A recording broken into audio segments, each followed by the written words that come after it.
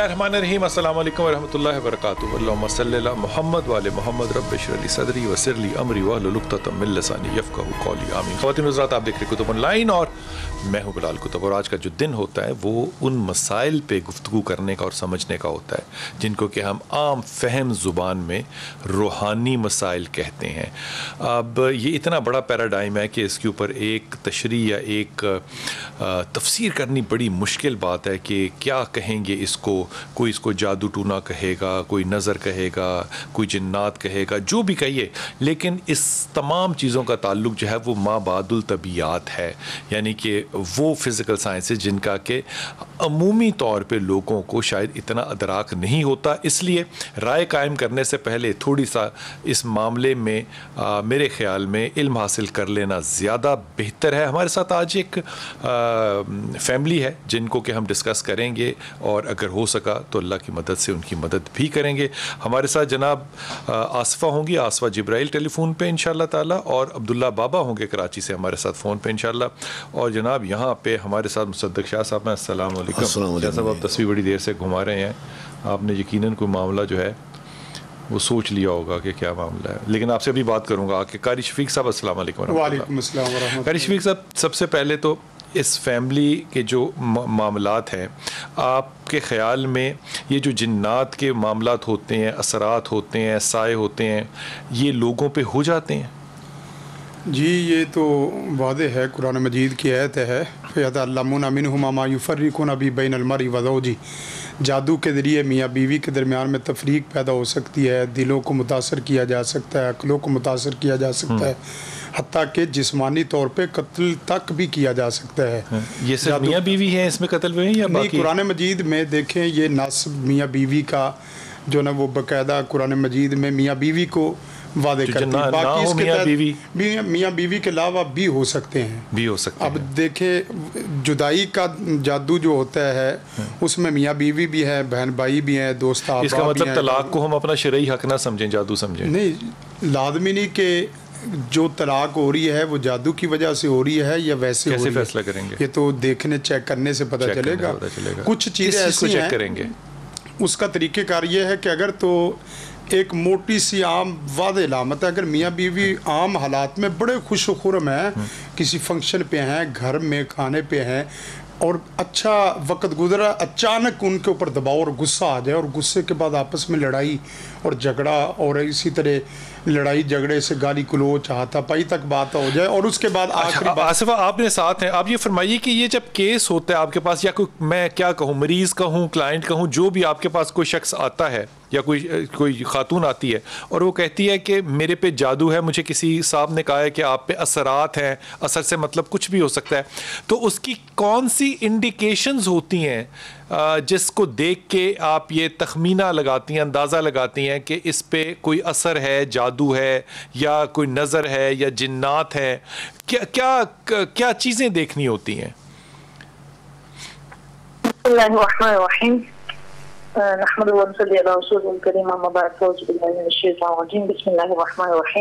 शुक्रिया बिलाल भाई अपने मौका को बोलने का।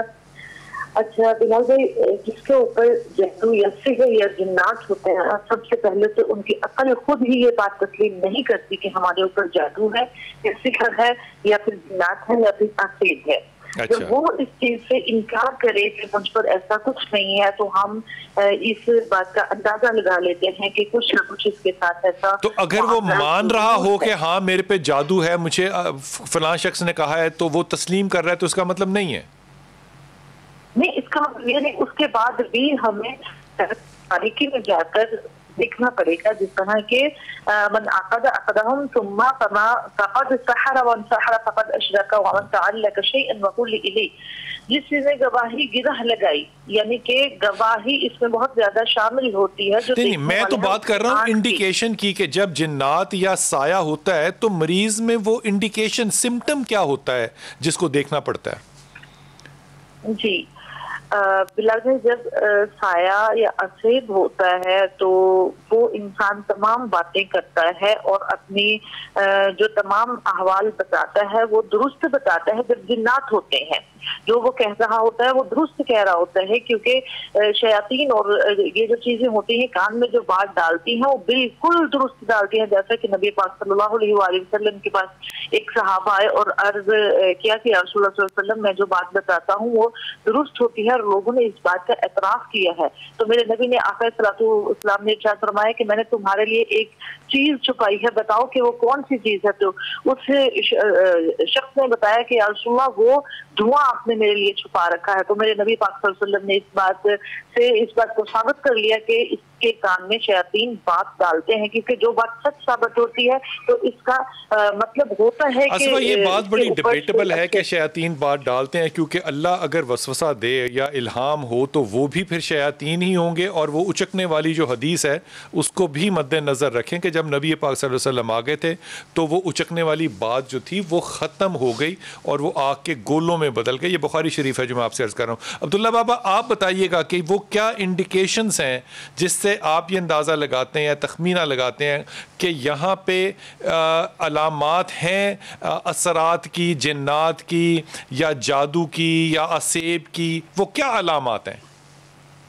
बिस्मिल्लाहिर्रहमानिर्रहीम। देखिए, जब किसी भी शख्स के ऊपर जिन्नात भेजे जाते हैं, अच्छा, तो उसका सिम्टम जो है थोड़े से मुख्तलिफ होते हैं। और एक जिन्नात किसी वजह से उसके जिस्म में दाखिल हो जाए, उसकी वजूहात कुछ और होती है। ठीक ठीक, यानी कि भेजे गए और अपनी मर्जी से आए जिन्नात, इन दोनों के अलामात मुख्तलिफ होंगे, मुख्तलिफ होते हैं। ठीक। जादू से भेजे हुए जिन्नात जो है वो क्या करते हैं, आपके मामलात में रुकावटें डालते हैं। ठीक। मियाँ बीवी में नफरतें डालते हैं अगर शादीशुदा है तो। जी। अगर वो शादीशुदा नहीं है, हाँ, और वो शख्स जो है वो कारोबार करता है, उसको कारोबार के ऊपर जादू डाला गया है, तो वो जादू कारोबार में क्या करेगा, बहुत सारी गलतियां करेगा। अगर कोई कस्टमर उसके पास आएगा तो उससे वो चिड़चिड़ापन से बात करेगा। यानी कि आप जो फरमा रहे हैं बद अखलाकी जो है बुनियादी तौर पे ये जादू है, इंसान का किरदार नहीं है। हाँ, अगर उसके ऊपर जिन्नात जादू के जरिए डाले गए हों तो उसका क्या होगा कि वो जब कोई कस्टमर से बात करेगा, कस्टमर से, तो वो क्या चिड़चिड़ापन कर देगा। एक ये इंडिकेशन, एक ही अलामत होगी कि वो बदतमीज होगा, चिड़चिड़ा होगा, गलत फैसले करेगा। दूसरी इंडिकेशन क्या होगी, दूसरी अलामत क्या होगी? दूसरी अलामत ये होगी कि बाज वक्त में वो बैठा हुआ होगा खामोश और वो एकदम रोने लगेगा। अच्छा, वो आपस में बैठ के सामने किसी से ऐसे बात करेगा जैसे वो किसी से सामने बात कर रहा है। अच्छा। बीवी से वो नफरत करने लगेगा, बीवी से मज़ाहिर तो बड़ी मोहब्बत करेगा, जब बीवी करीब आएगी तो उससे नफरत महसूस हो जाएगी। मतलब हम सब पे जादू है। लगेगी, वो उससे दिल चाहेगा इसको मैं तलाक दे दूं, यानी उसके जहन में मुख्तलिफ किस्म की खुरफात आना शुरू हो जाएंगी। अच्छा। बाद वक्त वो बहुत अच्छी बातें करेगा और उसकी अगर वो इन खुराफात को छुपा के भी रखे फिर भी आपके ख्याल में जादू ही है?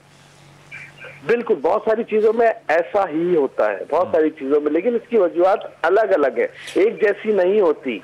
अगर किसी शख्स के जिस्म में जिन्नात आ जाए किसी भी वजह से, तो उस वक्त होता क्या है कि वो जिन्नात अपनी मर्जी की बातें करवाते हैं, अपनी मर्जी की। जिस तरह की कैफियत का वो जिन होगा, अगर वो अच्छा होगा उसको अच्छा रखेगा, अगर वो बुरा होगा तो वो तमाम बुरे काम कराएगा। अगर वो अच्छा है तो वो आएगा ही क्यों? नहीं, आने का तो वजूहत ये नहीं है कि अच्छा और बुरा जो है वो इंसान के जिस्म में दाखिल नहीं होता। वो तो अल्लाह ताला ने उसको एक ताकत दी है जिस्म में दाखिल होने की, वो जिस्म में दाखिल होगा। लेकिन ये नहीं है कि अच्छा जिनाब जिस्म में दाखिल नहीं होता, जरूरी है कि काफिर अच्छा नहीं होगा। यानी कि आप जो फरमा रहे हैं उससे मैं ये तखमीना लगा लूं कि एक अच्छा जिन दाखिल होके अगर वो फर्ज कीजिए मुसलमान है तो आप नमाज नहीं पढ़ने वाले, वो मजबूर कर देगा कि आप नमाज पढ़ें। बिल्कुल बिल्कुल, वो नमाज की तरफ लेके जाएगा, बुराइयों से आपको रोकेगा, आपको गलत काम से रोकेगा। आपकी अगर फितरत में ये आदत है कि जनाब आप गलत काम करते हैं, लेकिन वो आपको अब्दुल्ला बाबा इस जिन को तो फिर कैरेक्टर सर्टिफिकेट मिलना चाहिए ना कि ये अच्छाई की तरफ लेके जा रहे हैं। बड़ी अच्छी बात। बिल्कुल लेके जाता है। क्या इंडिकेशंस होंगी आपके ख्याल में जब आप कहते हैं कि इस पेशेंट के ऊपर साया है, जिन है, क्या क्या इंडिकेशंस देखते हैं? बिस्मिल्लाहिर्रहमानिर्रहीम। बिलाल भाई, सबसे पहले हम देखते हैं कि जो मरीज आया है ये कहता क्या है, उसका ज़हन पढ़ते हैं। अच्छा, ज़हन पढ़ लिया, अब उसका पूछा उससे, हाँ बीबी तुम्हें क्या, जैसे ये बच्ची आई हुई हैं, दो किस्म के जिन्नात, जनाब बाबा अब्दुल्ला की बात ठीक है, दो किस्म के जिन्नात है। एक जो भेजे गए हैं, एक जो भेजे गए हैं, एक खुद आए हैं। ठीक। हाँ जी, लेकिन ये बात गलत है कि वो जिन अंदर आएगा, वो नमाज पढ़ाएगा, वो रोजे की तलकीन करेगा, वो इतना ही अच्छा तबलीग नहीं हो सकती, इतना ही अच्छा जिन है तो वो बच्ची के अंदर लेने क्या आया है, तो तबलीग करने आया। नहीं जिन बात में बराबर बात सुन ले। हाँ। एक कमरे में एक बाप का अपनी बेटी के साथ बैठना मना है, बंद कमरे में। नहीं, शरीयत, ये शरीयत है की बात हो रही है, वो शरीयत है, अमेरिका जिक्र नहीं है वहाँ। नहीं देखे मैं सुन लिया, ये जिन कैसे अंदर आ गया, बच्ची के अंदर जिन कैसे आ गया, अच्छा जिन कैसे आ गया, नहीं अच्छा जिन कैसे आ गया, ठीक है, नहीं ये तो मेरे मौला की शरीयत को तोड़ गया है, ये तो वाजिब कत्ल है। जिन को कैसे कत्ल कर जी, ये वाजिब कत्ल है, ये मरता है, कलाम के मरता ही है। अच्छा, बिल्कुल किया लेने अंदर है, अगर आ ही गया ना तो वो नमाज की रागब नहीं करेगा, वो बुराई की तरफ से रागब करेगा। जो अच्छे जिन है वो आएंगे ही नहीं, वो आएंगे नहीं, उनके पास तस्बीह करने के अलावा उनके पास कोई चीज़ नहीं है। और ठीक, वो अल्लाह की। अच्छा, अगर वो गंदा जिन आ ही गया, बुरा जिन आ ही गया, जी जी, तो वो अलामत क्या होगी जिसको आप देख के फैसला करते हैं कि ये जिन है या नहीं? जी, पहली बात तो ये रात को उसे आने वाले जिसके बाद जी जी, जिसके पास वो आ रहा है, उसको जिस्म को वो छेड़ेंगे, उसके जिस्म को खराश करेंगे, उनके जिस्म पे निशान पड़ेंगे, उनके साथ रेप होगा मादर के साथ। हाँ जी, और बहुत सी निशानी है। ये जिस्म पे निशान पड़ेंगे से मतलब है कि नील पड़ेंगे या नील होते हैं जी, नील पड़ते हैं, एक होती है, कट भी पड़ते हैं, कट भी पड़ते हैं जी, लेकिन वो दूसरी जिन है जो अपने इनके घर में मौजूद हैं, और वो सिर्फ बता रहे हैं हम कि यहाँ मौजूद है हम। सो आप ये पूछते हैं? जी जी, हाँ जी, ठीक हो गई बात। बेटा आपका क्या नाम है? मेरा नाम, इनका ये जो बच्ची जिसका, चले छोड़ दें, नाम ना बताइएगा। आप ये बताएं कि आपके पास केस क्या है, मुकदमा क्या है, आपको प्रॉब्लम क्या है? हमें ना जिन्नात का मसला है। क्या मसला बेटा? जिन्नात का क्या मसला है? ये चीज़ें ना हमें तंग करती हैं, इनके कदमों की भी आवाज़ आती है। पूरी बात बताओ ना बेटा। जिन्नात आपसे पैसे मांगते हैं, क्या कहते हैं, स्कूल जाने से मना करते हैं, गलत काम करते हैं, ये तंग करते हैं, गलत काम करते हैं, ये गलत काम करते हैं। हाँ जी, मतलब बुरे और गंदे साथ बैठ जाते हैं, जैसे आके जी, जैसे लेटे हो तो साथ आके महसूस होता है कि कोई चीज़ है। आपके शौहर भी होते हैं उस वक्त कमरे में? नहीं। अगर आपके शौहर हों तो फिर वो नहीं आते? नहीं। आप अकेली हो तो आते हैं? हाँ जी, बच्चे पास बैठे हों, मेरे मियाँ का भी कभी जिसम ऐसे हिल रहा होता है, वो सोए होते हैं। अच्छा। और उनका भी जिसम ऐसे हिलता होता है, मैं अक्सर उनको बताती हूँ तो वो कहते हैं नहीं कुछ भी नहीं, तुम झूठ बोल रही हो। आपका जिसम हिल रहा होता है या बच्चों मियाँ का भी हिल रहा होता है? हिल रहा होता है, हाँ जी, लेकिन उनको नहीं महसूस हो रहा, उनको नहीं पता, वो सोए होते हैं। अच्छा, एक तो आपने ये फरमाया कि वो बुरी चीज़ें करते हैं या बुरे हरकतें करते हैं, और ये आपको एहसास होता है कि हो रहा है? हाँ जी। और क्या चीज़ होती है? और बदबू आती है, स्मेल आती है। उसी वक्त आती है या हर वक्त? सर्दियों में ज़्यादा आती है, जो कमरा बंद होता है ना तब ज़्यादा होता है। अच्छा, ये कब से शुरू हुआ बच्चे? कितना अरसा हुआ? ये तकरीबन 3-4 साल हो गए हमें पता चला है। तो पहले ऐसा नहीं था? पहले नहीं था महसूस होता, बस डर लगता था, जैसे महसूस होता था कि कोई है पास, ऐसे पीछे मुड़ के देखना तो कुछ भी नहीं, ऐसा लगता कोई बच्चा है, कोई बिल्ली है। ये बचपन से ऐसा था या बड़े होके ऐसा था या शादी के बाद ऐसा था? बचपन से भी ऐसा था। बचपन से ऐसा हाँ था, जी। डर लगता था? हाँ जी। बुरी ख्वाबें आती थी? हाँ जी, बुरी ख्वाबें शुरू से ही आती थी। बुरी ख्वाबों में क्या आता था? इम्तिहान में फेल हो गए? हाँ जी, नंगे पाँव, पर्चा देने गई और आपको आता नहीं है, कुछ भी नहीं आता। हाँ जी, इस तरह की ख्वाबें? हाँ जी। ठीक हो गया। कभी उड़ने की ख्वाब भी आई? आप उड़ रही हैं, गिरने लगी हैं? नंगे पाँव चल रही हूँ। नंगे पाँव चल रही हैं? हाँ जी। रास्ता भूल गई? नहीं, ऐसी नहीं। नहीं। फिर इन ख्वाबों से आपने क्या अंदाजा लगाया कि वो सच्ची भी हो जाती हैं जो आप देखती हैं ख्वाबें? हाँ जी, कुछ ऐसे ख्वाबें जैसे मैं बीमार होने वाली हूँ। अच्छा। हाँ जी, मैं गिरने वाली हूँ। अच्छा। अच्छा, ये फिर बताइए कि ये आपको कैसे पता चला या आपने क्यों कर सोचा ये कि ये कोई जिन्नात हैं? ये आपने कैसे सोच लिया? हाँ जी, किसी कारी साहब से हमने चेक करवाया था। उन्होंने क्या किया था चेक? उन्होंने कहा था आपको ना साया है, आपकी वालिदा की तरफ पढ़ा से। था आप पे, दम किया था, क्या हाँ किया? जी, दम किया था, मेरा जिस्म हिलने लग गया था। अच्छा। बैठे हुए। फिर उन्होंने दम किया तो ठीक हो गया? हाँ जी। तो उन्होंने क्या बताया आपको? फिर उन्होंने पढ़ने के लिए कुछ दिया था। कुछ क्या था? नमाज के बाद ये पढ़ना, नमाज कायम करनी क्या है। था कुछ बेटा? वो कुरान पाक की सूरतें थी। अच्छा हाँ जी, वो मैं पढ़ती हूँ तो नमाज पढ़ी जाती है, अच्छा। अगर छोड़ दूँ कोई मसला हो जाए फिर नमाज नहीं पढ़ी जाती। हाँ हाँ। जितना मर्जी अपने आप कोशिश करूँ नमाज पढ़ूँ, नहीं पढ़ी जाती है। आपकी बच्चे भी हैं? हाँ जी। कितने बच्चे हैं? 2 बेटियाँ हैं। 2 बेटियां हैं। बड़ी बेटी कितनी उम्र की है? 7 साल की। उनको भी मसले हैं कोई? हाँ जी, उसको भी मसला है। क्या मसले हैं उनके? वो भी सोते हुए डर जाती है। अच्छा। और अब अपने कपड़े मतलब कि वो उतार लेती हाँ है? जी। हाँ अच्छा। तो अब आपने अपनी शौहर से या सास से ससुर से इस मसले को डिस्कस किया कभी? नहीं, वो कहते हैं हमारा वहम है, कुछ भी नहीं है ऐसे। शौहर भी कहते हैं कि वहम है? हाँ जी, हालांकि बच्चों को भी बदबू आती है, मुझे भी आती है। बच्चों को भी आती हाँ है? जी। शौहर को नहीं आती? नहीं, वो कहते हैं मुझे नहीं आती। ठीक हो गया। तो आपने एक तखमीना ये लगाया कि आपको कारी साहब ने कहा कि आप पे असरात हैं, जिन्नात हाँ हैं, तो आपने कहा कि हाँ हैं। हाँ जी। ठीक है ना। दूसरा, आपको जो बदबू आती है आपको इससे तखमीना लगा के आपके ऊपर।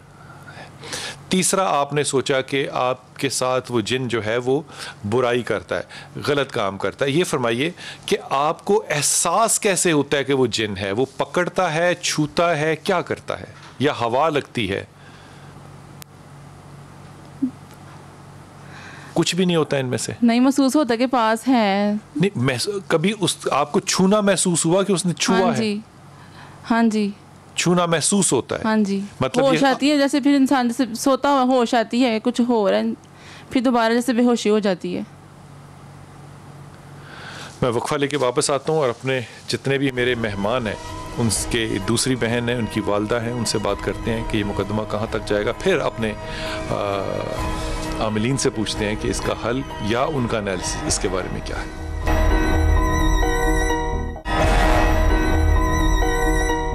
बिस्मिल्लाहिर्रहमानिर्रहीम। ये तमाम डॉक्टर्स के साथ एक मामला होता है कि, और साइकाइट्री में ख़ास तौर पे जब पेशेंट जाता है डॉक्टर के पास, वो अपने सिम्टम्स को बताता है। मिसाल के तौर पे अगर आपको पेट दर्द हो रहा है और आप डॉक्टर साहब को जाके कहते हैं कि डॉक्टर साहब मुझे तकलीफ़ है, डॉक्टर को नहीं पता कि आपके दिमाग में तकलीफ़ है, टांग में तकलीफ़ है, नाक में तकलीफ़ है या आँख में तकलीफ़ है।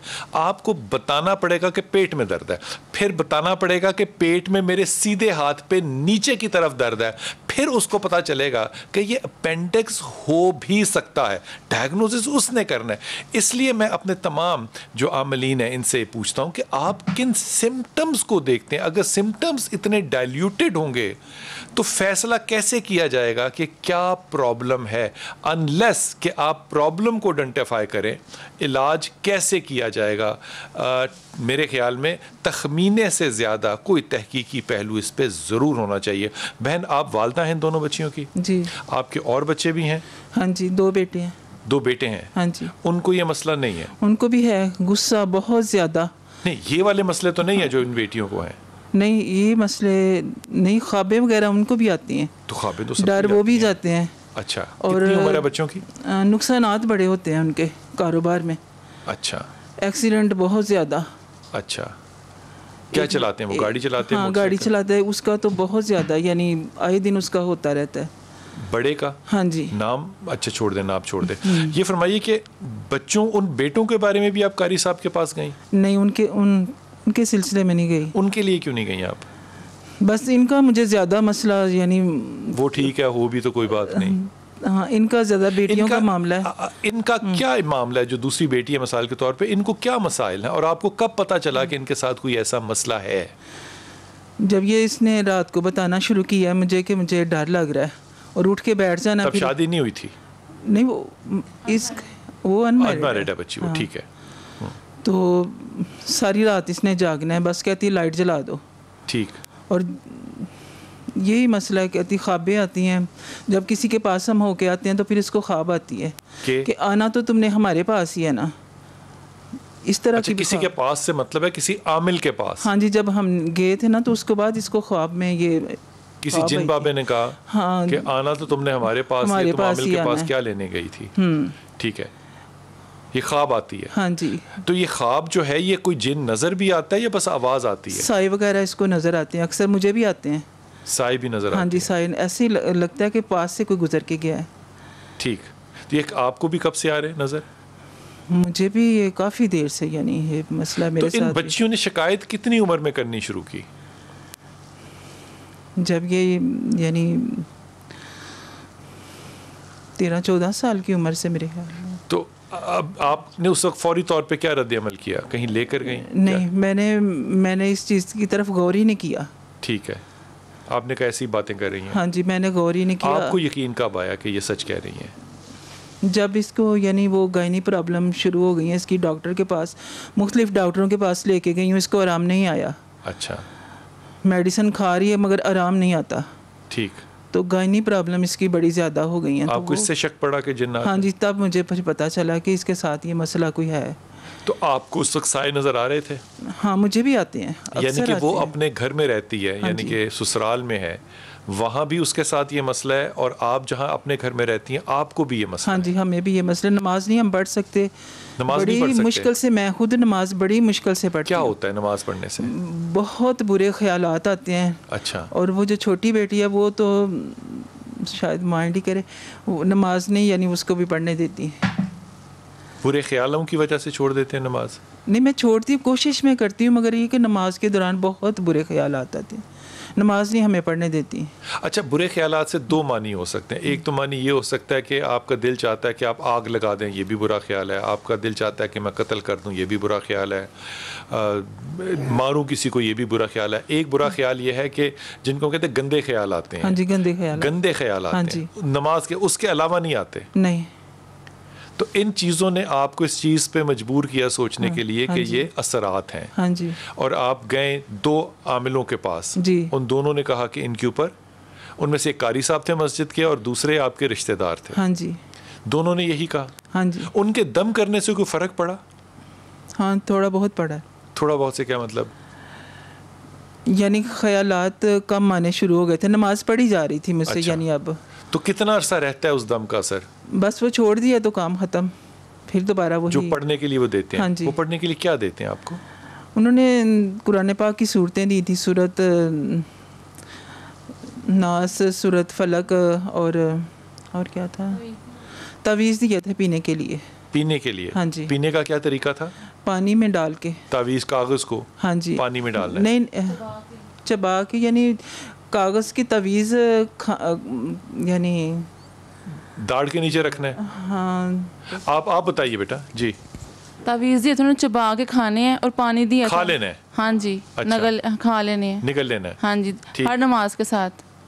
अच्छा, हर नमाज 5 तावीज़ एक दिन में निगलने हैं? नमाज के बाद आपने खाने हैं। ठीक, उस स्याही से लिखे हुए थे? हाँ जी, 2 तरह के थे वो। क्या क्या तरह? 2 तरह के तावीज़ थे वो, छोटे अच्छा। छोटे थे, एक लंबा था एक चौड़ाई में था। अच्छा। हाँ जी। तो कौन सा वाला खाना था नमाज में? दोनों खाने थे? हाँ यानी कि 10 तावीज़ आप रोज खाएंगे? हाँ जी। कितने दिन के लिए?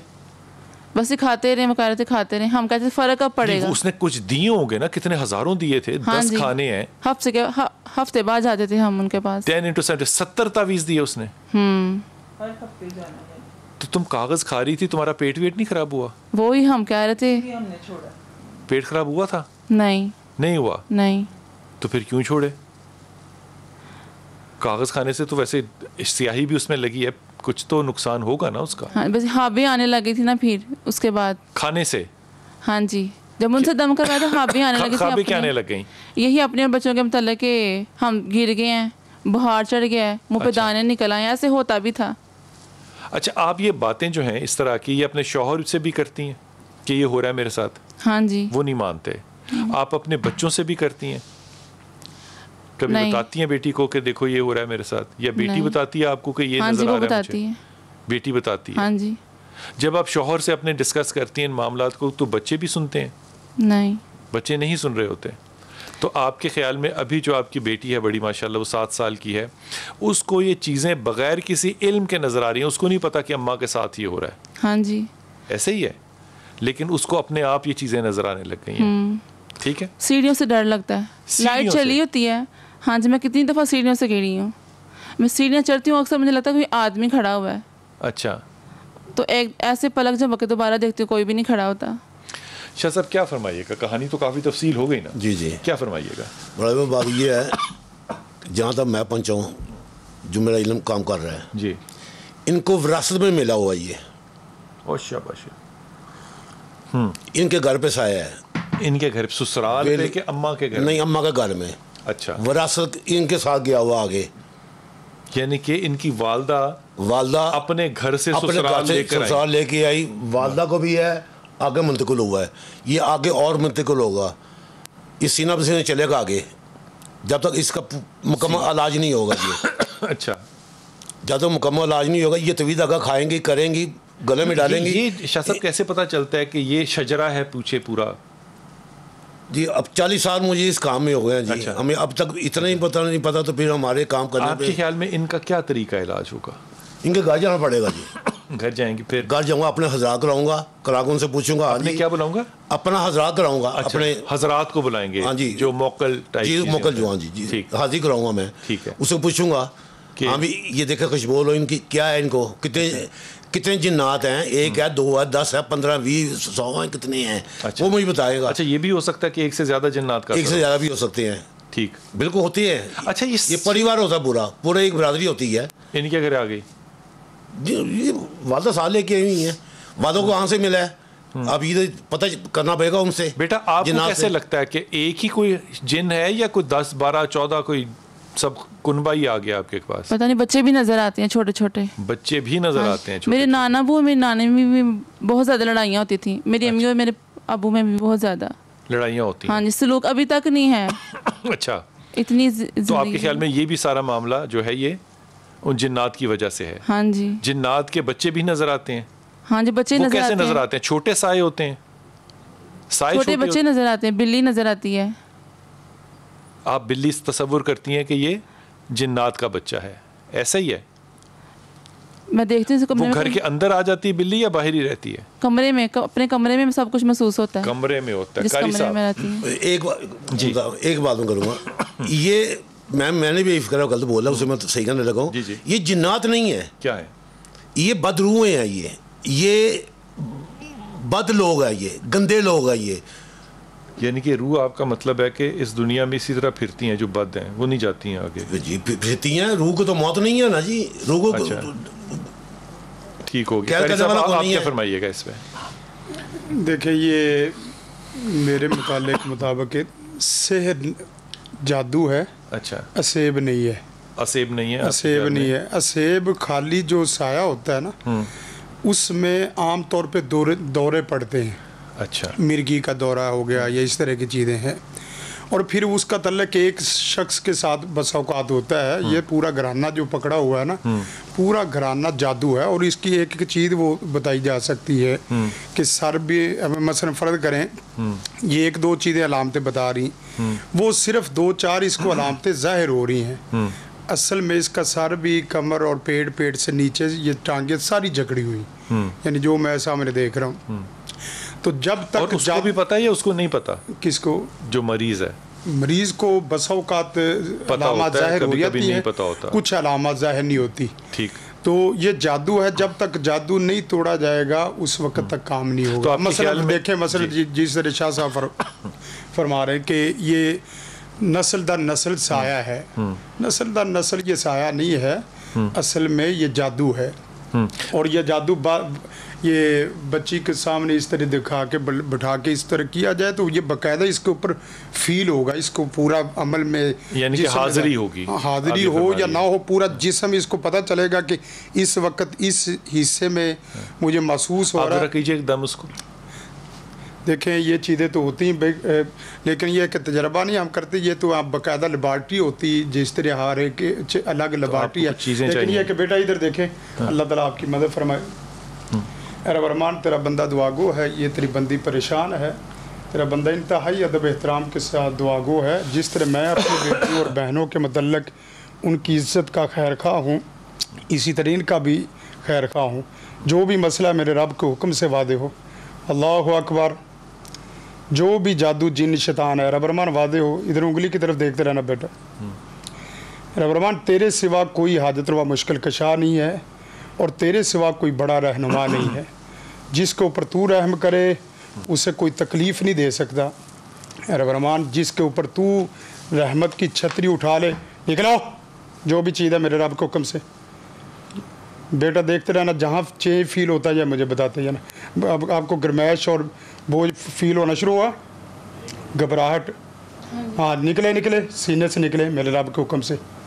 क्या ड्रामा बनाया हुआ इन्होंने। सूरत इखलास की पूरी रोशनी मेरे रब के हुक्म से है। कुल अल्लाहु अहद, कह दो कि अल्लाह यकता है, अल्लाह एक नहीं है, एक की दो है, अल्लाह यकता है, अल्लाह उस समद। दुनिया कायनात में सिर्फ मेरे रब की ज़ात वाहद बेनियाद है। लम यलिद वलम यूलद वलम यकुल लहू कुफुवन अहद। जिस तरह वो यकता है उसी तरह उसका कोई एक भी दुनिया में साथी नहीं है, शरीक सफ़र नहीं है। हाँ बेटा बताते ही है ना, अभी निकलता जाए तेज़ी से। अरे रहमान हम बेटा अगर तो आपकी फीलिंग बेहतर हो रही हो तो आप बता दीजिए। हाँ जी, मैं हिल रही थी, मैं अब नहीं हिल रही, मगर ना मेरी कमर में बहुत ज़्यादा बोझ है। हाँ बोझ निकले, बोझ से रखे कमर पे शहादत की उंगली, शहादत वाली उंगली पढ़े अशहदु अल्ला इलाहा इल्लल्लाह। सब प्रोग्राम के बाद भी आप इनका इलाज कर सकते हैं। एक छोटा सा वक्फा लेते हैं और वापस आते हैं। छोटा सा वक्फा वापस आते हैं।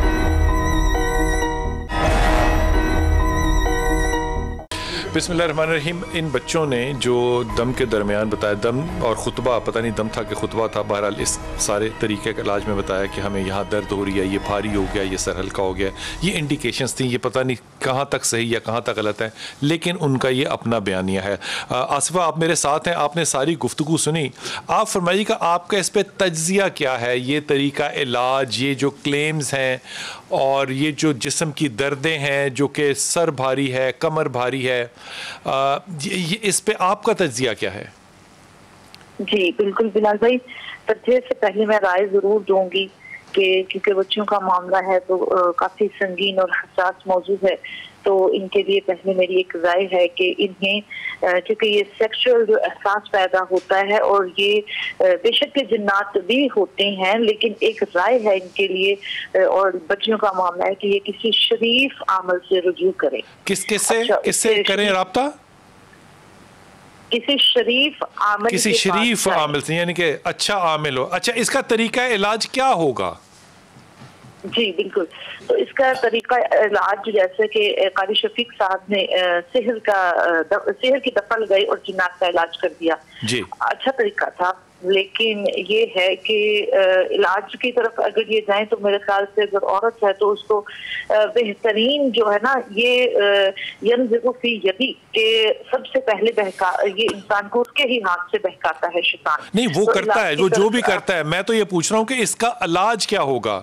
जैसे शफीक साहब ने एक खुतबा दिया, उसको समझाया, क्या इलाज क्या होगा? इसके अलावा कोई और इलाज है या यही इलाज है?